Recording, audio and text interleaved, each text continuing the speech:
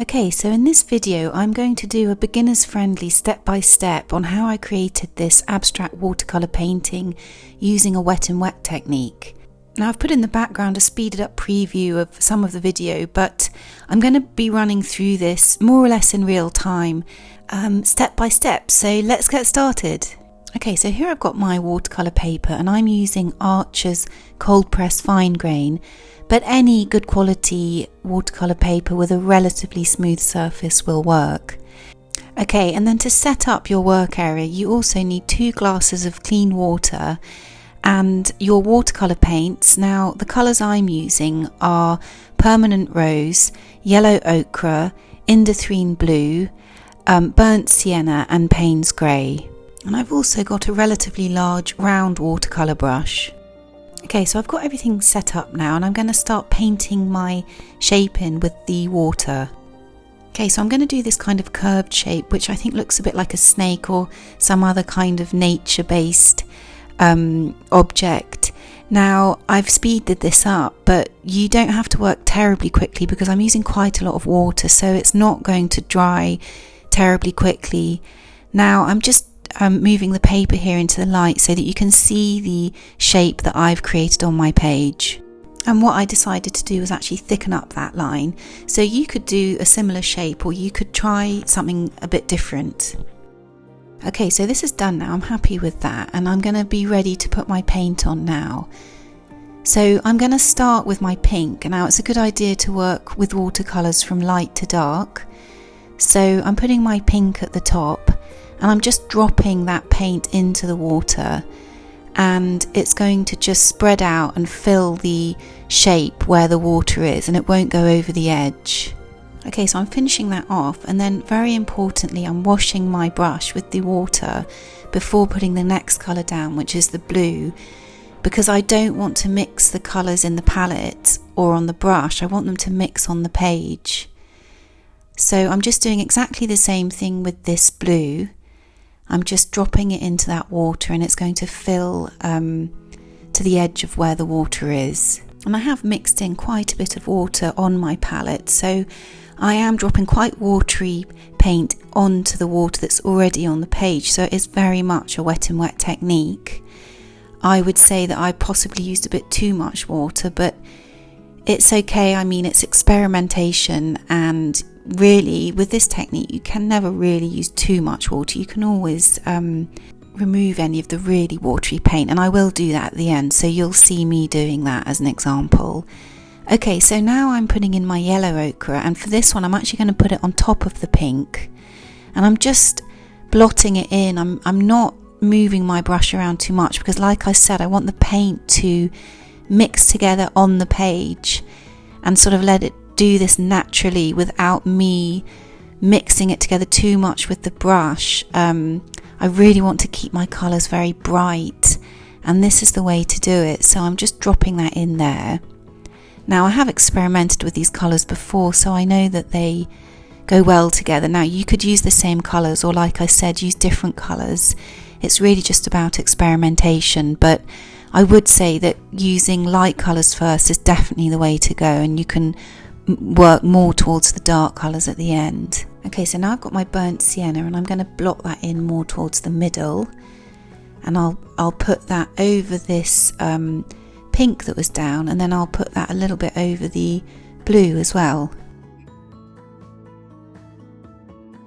Okay, and at this point I actually decided to put a little bit of the pink onto that blue, which is obviously going to make a bit of a sort of purpley colour. Now that might seem like a bit of a strange colour to mix with a brown, but in fact because I'm using all these colours from the same palette, that just kind of added like a bit of interest to this painting. So that doing this kind of painting does really teach you about colours and colour mixing and making your painting visually interesting through the use of colours. Okay, so now I'm already onto my Paynes grey, which is, I'm putting it on quite dark because I want there to be a good tonal variation within my painting. And here again I'm just dropping it onto that blue so that the blue and the Paynes grey mix together on the paper. Now obviously the part towards the end of this shape is very dark, so then what I decided to do was mix quite a bit more water in with the Paynes grey and just put that on top of this kind of transition into the blue.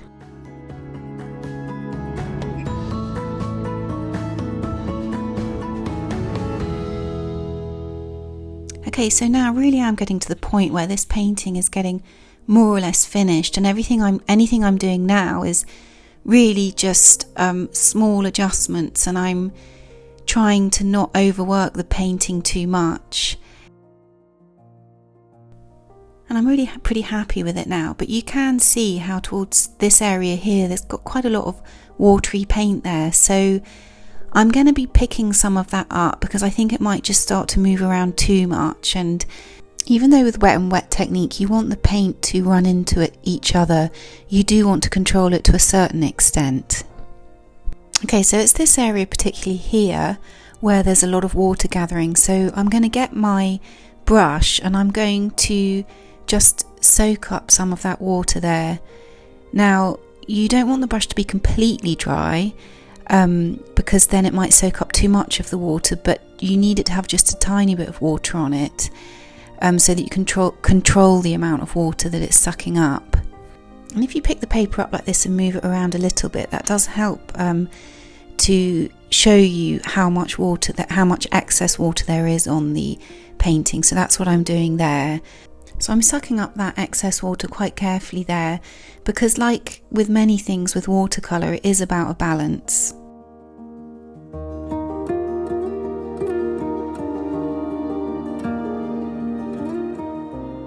Okay, so that's it. This is finished now. I'm happy with it, and I'm just going to put this aside to dry.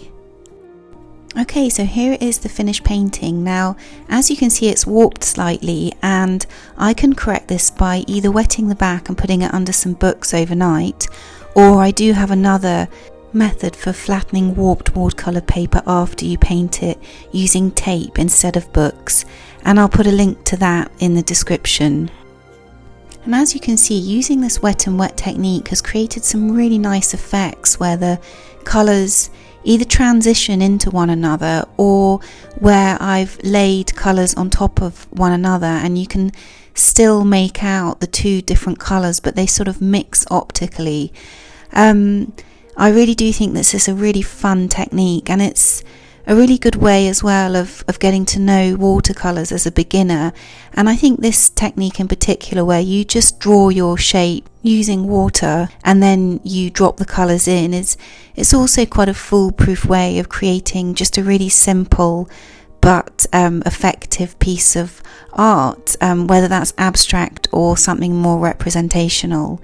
So I really hope that you've enjoyed this demonstration, and if you did, then please hit the like button, and if you want to see similar videos in the future, then please subscribe to my channel.